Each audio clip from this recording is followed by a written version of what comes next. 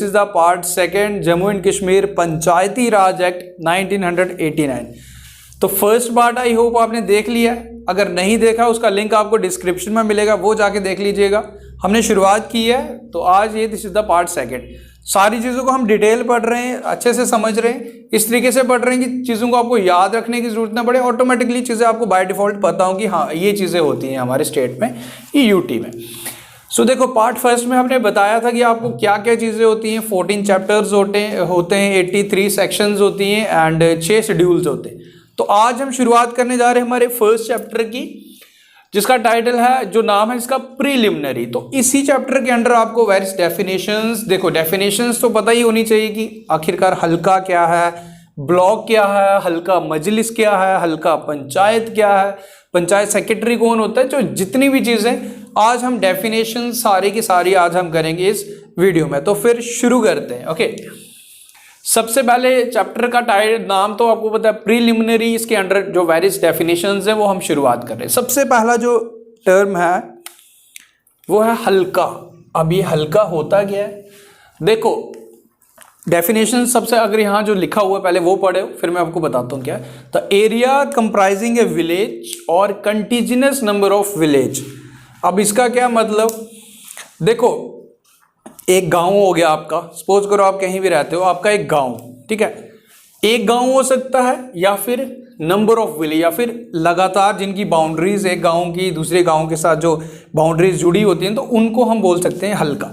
अब देखो आप समझने की कोशिश करोगे आखिरकार ये हल्का है क्या। देखो ये सपोज करो एक गाँव आ गया, छोटा सा गाँव है, ठीक है, इसके साथ एक और गाँव है, ये गाँव है, ये 4-5 गाँव है। हल्का एक गाँव भी हो सकता है, 4-5 गांव भी हो सकते हैं, ठीक है।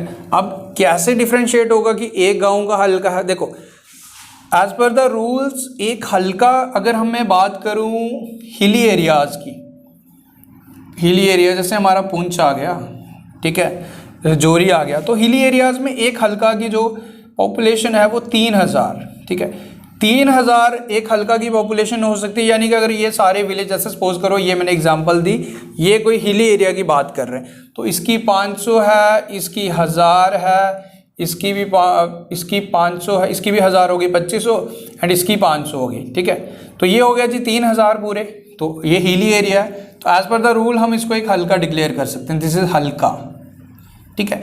तो ये तो मैंने आपको बताया हिली एरियाज में, बट अगर प्लेन एरियाज की बात करें तो ये 3000 से बढ़कर 4500 हो जाती है। तो अब यहाँ पे ये क्वेश्चन आपने ज़रूर ध्यान रखना है कि हिली एरियाज में जो हल्का की जो पॉपुलेशन होती है वो कम से कम 3000 तक ही होनी चाहिए, उससे ज़्यादा होगी तो वो हल्का नहीं रहेगा, फिर हमें उसे वो अलग से एक सेपरेट हल्का बनेगा। ओके, और प्लेन एरिया की अगर मैं बात करूं तो 4500 तक एक हल्का की पॉपुलेशन हो सकती है। तो आई होप इतना सब आपको क्लियर है।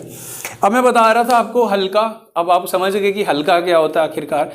डेफिनेशन अब आपको क्लियर होगी विद दिस एग्जांपल कि क्या एक एरिया कंप्राइजिंग ए विलेज और ए continuous number of village. Okay, अब उसके बाद सेकेंड टर्म है हमारी चैप्टर 1A में इंक्लूड, जनरली सारी डेफिनेशन चैप्टर 1 में ही है, वार्ड मजलिस।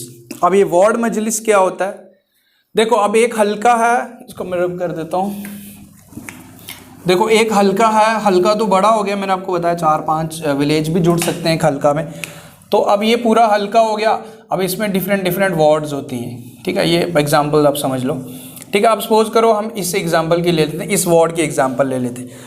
अब मतलब क्या, टर्म क्या है, वार्ड मजलिस। अब वार्ड मजलिस क्या हो गया, all the person of the ward who are eligible for vote. अब ये तो हल्का पूरा आ गया, ठीक है। अभी एक वार्ड आ गई, ठीक है, इसके अंदर सपोज करो 500 लोग रहते हैं, ठीक है। इसमें से 150 लोग, 150 लोग 18+ हैं जो एलिजिबल हैं फॉर वोटिंग। तो वो आगे जी हमारे वार्ड मजलिस, वो वार्ड मजलिस कंप्राइज करते हैं जो भी पर्सन एलिजिबल हैं, जो 150 पर्सन मैंने आपको बताया।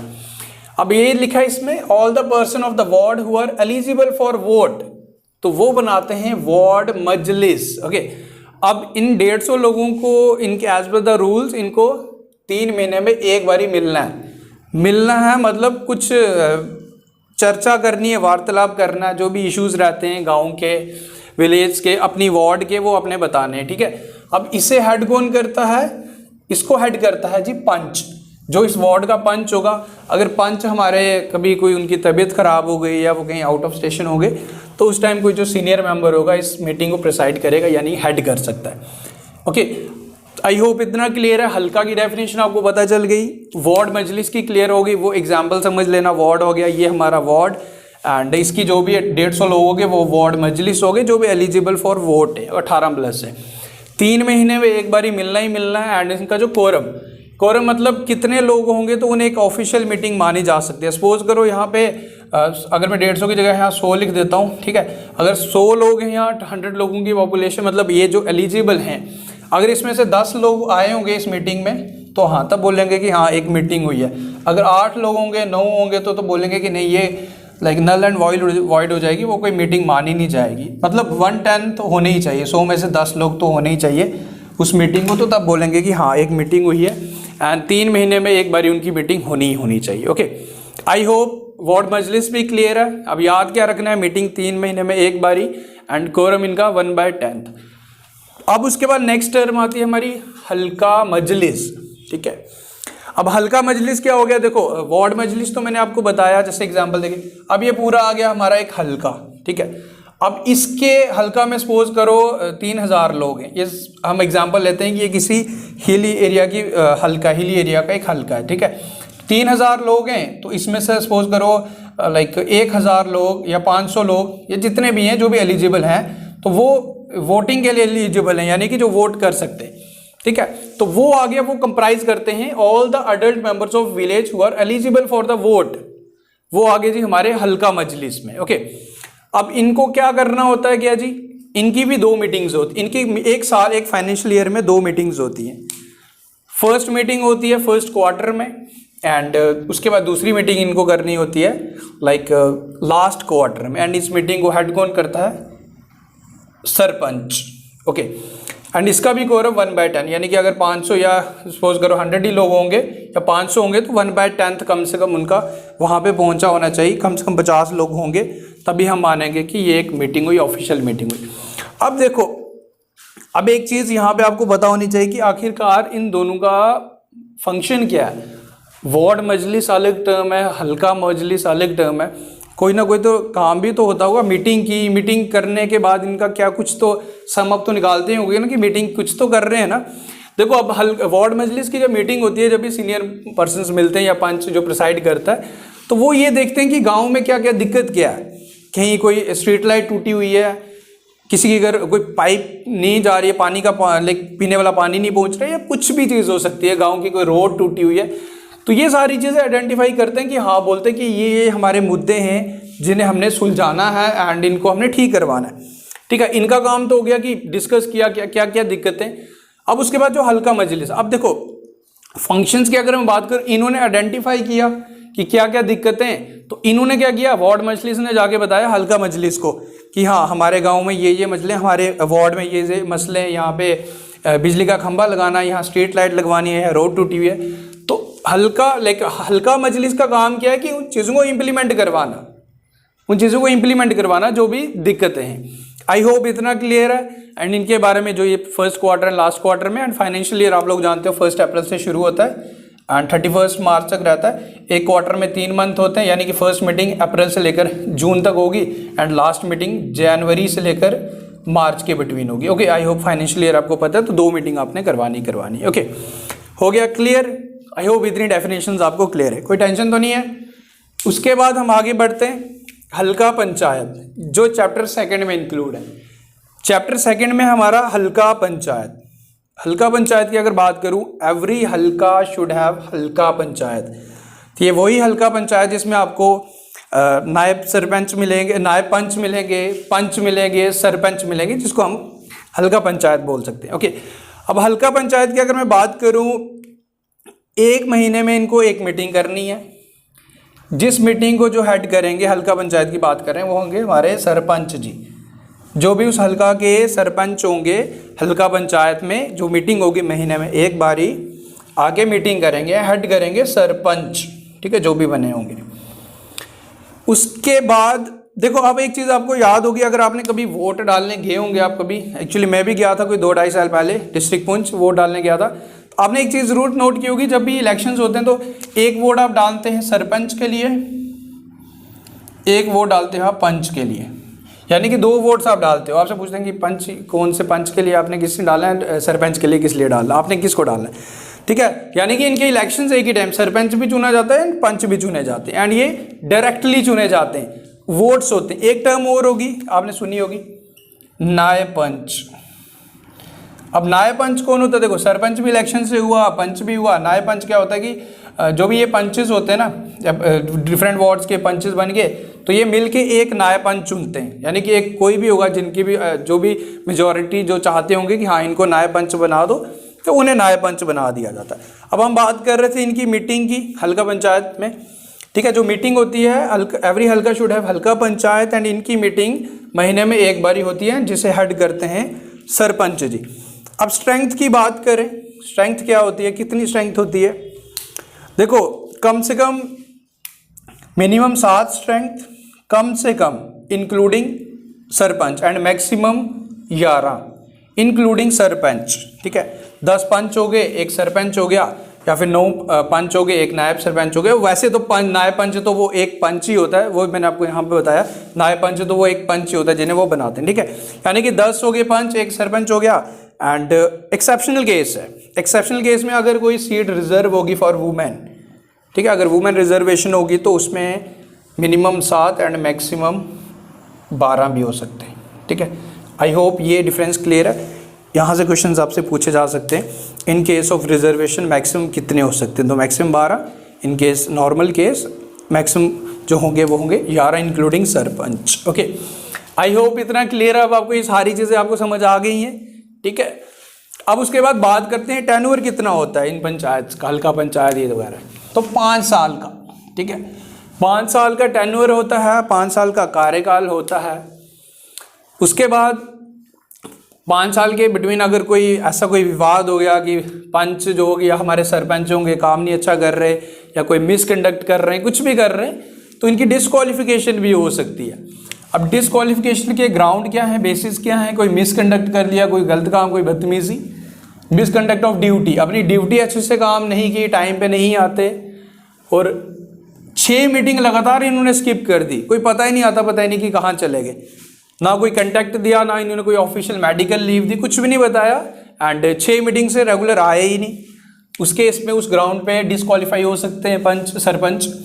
Vote of confidence, vote of confidence में अगर ये सपोज करो आते हैं कि हाँ नहीं मैं जो भी हूँ, मैं अपना वोट ऑफ कॉन्फिडेंस साबित कर सकता हूँ, उस केस में भी इनको 2/3 मेजॉरिटी चाहिए होगी। अगर 2/3 मेजॉरिटी इनके साथ खड़ी नहीं होगी, बोलेंगे नहीं चलो आपका काम तमाम हो गया, आप नहीं यहाँ पे नहीं रह सकते, यानी कि यू आर डिस्क्वालीफाइड, अगर 2/3 मेजॉरिटी ये प्रूव नहीं कर पाए।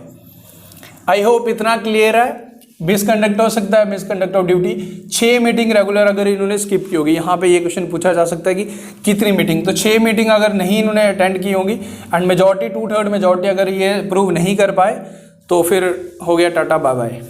ओके, तो ये आगे टर्म्स। आई होप इतना क्लियर है, जितनी चीज़ें आपको मैंने बताई, इन चीज़ों को आप जब समझ आएंगे तो फिर आपको ये चीज़ें ऑटोमेटिकली बाय डिफ़ॉल्ट आपको याद रहेंगी। आपको डेफिनेशंस याद रखने की ज़रूरत नहीं पड़ेगी कि हाँ हल्का मजलिस की डेफिनेशंस क्या हैं। इसके लिए ये चीज़ें आपको, आपके कंसेप्ट क्लियर होना चाहिए, आपको पता होना चाहिए कि आखिरकार हम पढ़ क्या रहे हैं।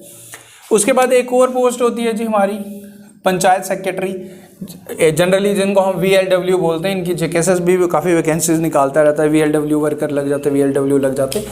अब VLW का पंचायत सेक्रेटरी कौन होता है? VLW होते हैं। इनका काम क्या होता है कि like minutes of meeting note करते हैं। अब मीटिंग कोई भी होगी तो उन पर क्या क्या चीज़ें हुई, कितनी क्या क्या वार्तालाप हुई, क्या क्या डिस्कशन हुई, तो उन चीज़ों को नोट डाउन करने का काम होता है जी हमारे पंचायत सेक्रेटरी, ओके, जिसको हम VLW भी बोलते हैं। ओके, अब क्या होता है कि देखो ये तो हो गया। अब सपोज करो कि कोई हमारा सरपंच डिस्क्वालीफाई हो गया, ठीक है, मिसकंडक्ट के केसेस पे हो गया, वोट ऑफ कॉन्फिडेंस 2/3 मेजॉरिटी इनको मिली ही नहीं, तो ये डिस्क्वालीफाई हो गया।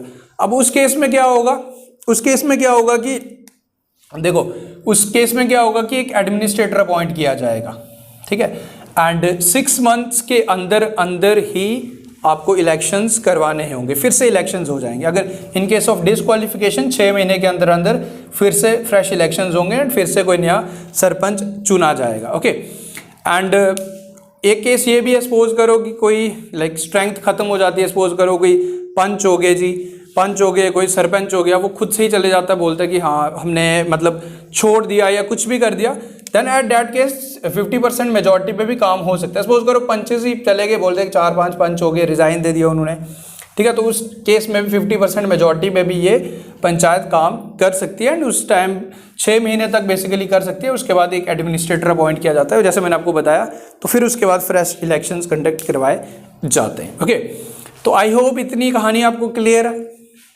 उसके बाद कुछ और टर्म्स हैं जो डेफिनेशंस में, ब्लॉक, बेसिकली ब्लॉक भी क्या होता गया, the area comprising continuous number of हल्कास। ओके, अब हल्का से ऊपर ब्लॉक्स बनते हैं, अब 2-4 हल्का मिल।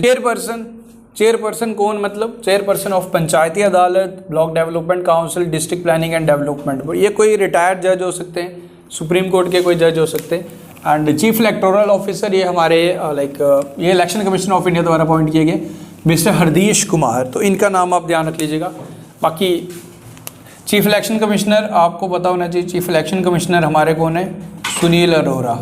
ओके, ये आपने यहाँ ध्यान रखना है। एंड इनके साथ साथ राजीव कुमार जो साथ में इलेक्शन कमिश्नर हैं, राजीव कुमार एंड सुशील चंद्र। एक हमारे chief election commissioner Sunil Arora with 2 election commissioner Rajiv Kumar and Sushil Chandra. So guys that's all, आज हमने सारी डेफिनेशंस पढ़ी। आई होप ये सारी चीज़ें अब आपको क्लियर हो गई, अब आपको इसमें कोई दिक्कत नहीं आएगी, क्योंकि क्लियर अंडरस्टैंडिंग होना इंपॉर्टेंट है। सो इसके बाद हम नेक्स्ट टॉपिक्स लाएंगे, जो भी इसके बाद आगे हम चैप्टर 3rd 4th जितने भी रहेंगे वो हम करेंगे, एंड फिर सेक्शंस भी मैं इंपॉर्टेंट आपको बताऊंगा। And so guys thank you, best of luck, take care. Video को लाइक शेयर जरूर करें, एक सेपरेट प्लेलिस्ट भी क्रिएट कर दी गई है, वहाँ जाके सारे वीडियोज़ को आप एक साथ वॉच कर सकते हो। Thank you and take care.